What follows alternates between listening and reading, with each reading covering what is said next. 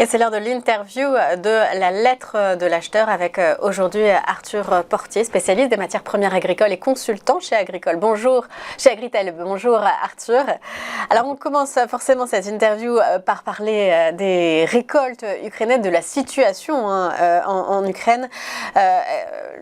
Au niveau du chiffrage de la perte de récolte de blé, de la hausse des prix, quel est le bilan que l'on peut faire 9 mois après le début de la guerre ? Alors, il y a beaucoup d'incertitudes encore sur la partie ukrainienne, évidemment, et la partie russe.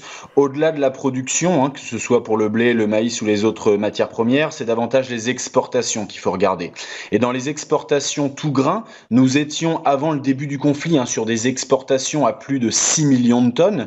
Il s'avère qu'en plein boom du conflit, en raison des blocages logistiques qu'il y a pu avoir, nous sommes tombés sous le million de tonnes, ce qui a engendré au 16 mai le pic sur les marchés mondiaux des prix du blé à plus de 430 € la tonne.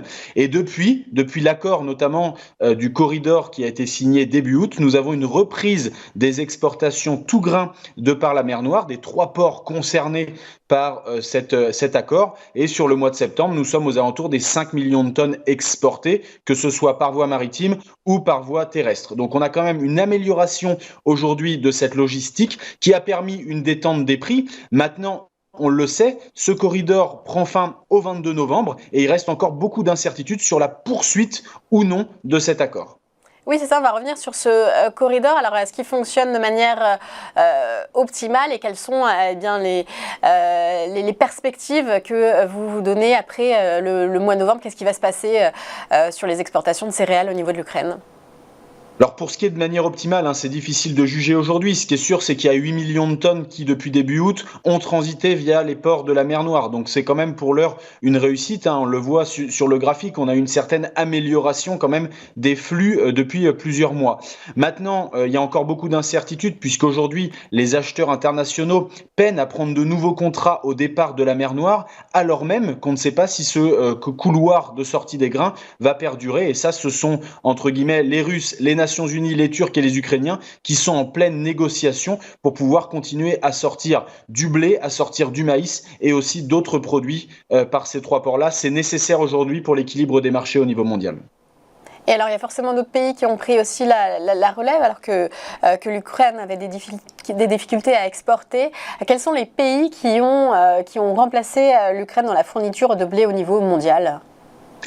Alors, les autres pays exportateurs qui ont pris un petit peu le pas sur l'Ukraine, on peut parler principalement de l'Europe et surtout de la France, puisque la France a eu un rythme sur juillet et août notamment, donc sur la période estivale, particulièrement élevé dans les exports à destination des pays tiers. Nous avons fait un mois d'août à plus de 1,6 million de tonnes, c'était quasiment un mois record, et donc on a pris beaucoup d'avance actuellement sur notre campagne export qui se terminera en juin prochain. Maintenant, on voit, ça s'est un petit peu calmé sur les mois de septembre et les mois d'octobre, puisque justement les volumes au départ de la Russie et de l'Ukraine sont revenus sur le devant de la scène. Maintenant, on peut dire qu'aujourd'hui, la France a joué son rôle, en tout cas de fournisseur de blé au niveau mondial sur la période estivale pour essayer de calmer un petit peu la tension qu'il y avait sur les marchés mondiaux. Et aujourd'hui, ce sont grâce à la filière française, aux opérateurs français et aux agriculteurs que l'on a pu, grosso modo, acheminer du blé vers des pays qui en ont besoin.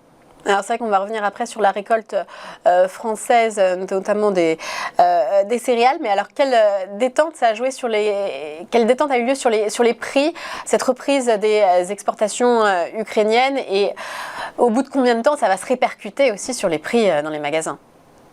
Alors, nous avons eu déjà une hausse des prix l'an passé, c'est-à-dire sur la période grosso modo juillet, août, septembre 2021 pour des raisons plutôt climatiques avec ce qui se passait sur le Canada et les États-Unis, notamment avec un déficit hydrique. Il s'avère que au plein pic du conflit, c'est-à-dire au 16 mai, les prix ont dépassé les 430 € la tonne.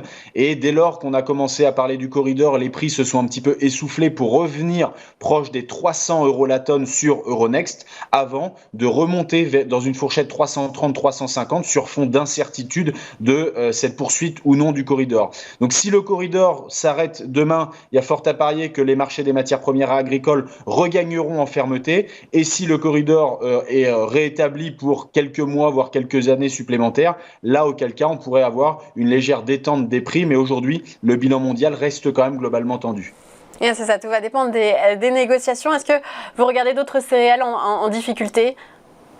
Alors aujourd'hui, il y a le blé, évidemment, c'est un marché dont on parle beaucoup parce que c'est un produit qui est échangé et c'est la base de l'alimentation dans bon nombre de pays. Mais lorsque vous regardez, par exemple, le maïs, aujourd'hui, on a une récolte française qui a été catastrophique, aux alentours des 10 millions de tonnes. Nous avons, au niveau européen en général, une production de maïs pareil qui va être vraiment relativement faible, proche des 50-51 millions de tonnes, puisque la Hongrie, la Bulgarie, la Roumanie ont aussi souffert du déficit hydrique. Donc au final, on va avoir une tension sur le marché du maïs qui va s'ajouter à cette tension sur le marché du blé. Et pour les fabricants d'aliments du bétail aujourd'hui qui doivent choisir entre tel ou tel produit, on s'aperçoit que tous les produits aujourd'hui sont sur des niveaux de prix qui sont particulièrement élevés par rapport à l'historique. Donc le maïs a aussi une situation compliquée aujourd'hui en termes de bilan. Et quelles conséquences des événements météorologiques tirez-vous déjà on la connaît pas encore à la fin de l'année, mais on a eu quand même de nombreuses catastrophes cette année, les inondations en Australie très récemment, les sécheresses aux États-Unis, les incendies aussi. Quel est le bilan que vous tirez? Les matières premières, évidemment, sont dépendantes des conditions pédoclimatiques. En Australie, il y a deux sons de cloche. Il y a l'ouest de l'Australie où ça se passe plutôt bien, et il y a l'est qui est sous les eaux, notamment le Victoria et le New South Wales, qui représentent ces deux États aux alentours des 40% de production de blé et 40% de production d'orge. Donc automatiquement, on s'attend à des pertes quantitatives et qualitatives, sachant que la récolte est imminente. Elle devrait avoir lieu dans les tout prochains jours. Donc ça, c'est un phénomène qui pèsera sur la qualité, mais aussi peut-être sur la quantité. On s'attendait à une excellente récolte à plus de 30 millions de tonnes en Australie.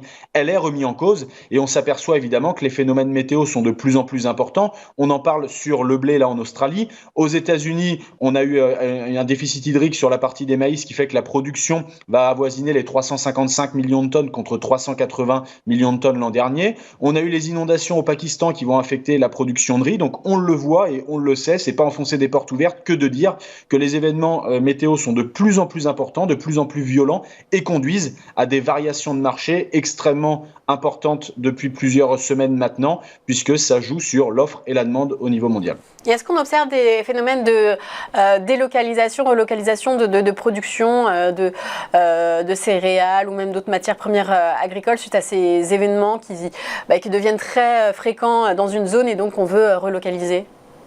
Alors, ce qui est important de noter, c'est qu'on ne produit pas tout partout et tout le temps.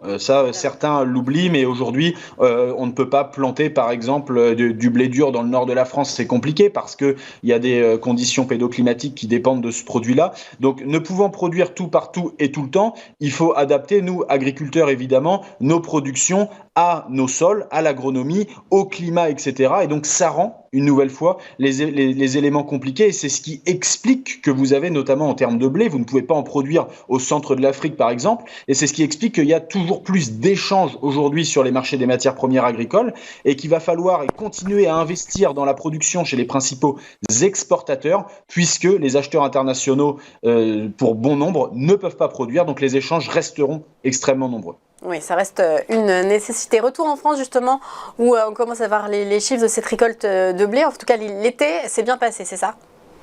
Alors, la récolte de blé a été très hétérogène, avec sur le nord, grosso modo, les zones nord, une production qui s'est plutôt bien passée, avec des rendements dans la moyenne, voire moyenne plus.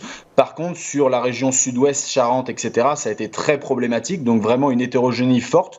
On n'est pas sur les 35-36 millions de tonnes habituelles, on se rapproche plutôt des 33,5 millions de tonnes de production. Donc, on n'a pas des disponibilités exportables qui sont colossales. Avec le rythme que l'on a eu depuis le début de campagne, on le voit, on va devoir calmer un petit peu cette dynamique export. Elle s'est calmée toute seule parce que les origines mer Noire sont revenues sur le devant de la scène, mais force est de constater qu'aujourd'hui, la France ne pourra pas à elle seule fournir l'ensemble et répondre à la demande de l'ensemble des acheteurs internationaux. Et en France, on s'inquiète aussi d'une éventuelle pénurie d'huile de tournesol. Là aussi, en Ukraine, qui est un exportateur, les exportations sont notamment touchées par des frappes russes encore très récemment. Alors, la pénurie de l'huile de tournesol, on en l'a connue l'an dernier. Certains ont fait des stocks et se retrouvent désormais avec des stocks relativement importants. Il faut dire qu'en France, on a des stocks aujourd'hui d'huile de tournesol.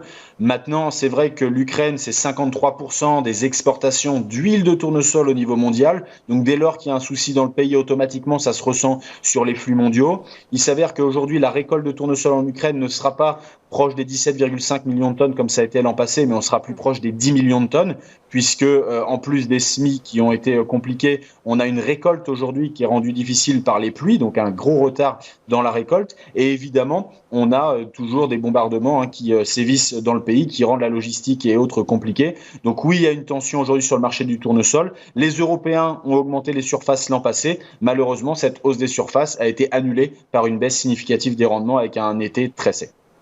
Et est-ce qu'on a d'autres risques de tension sur des matières premières?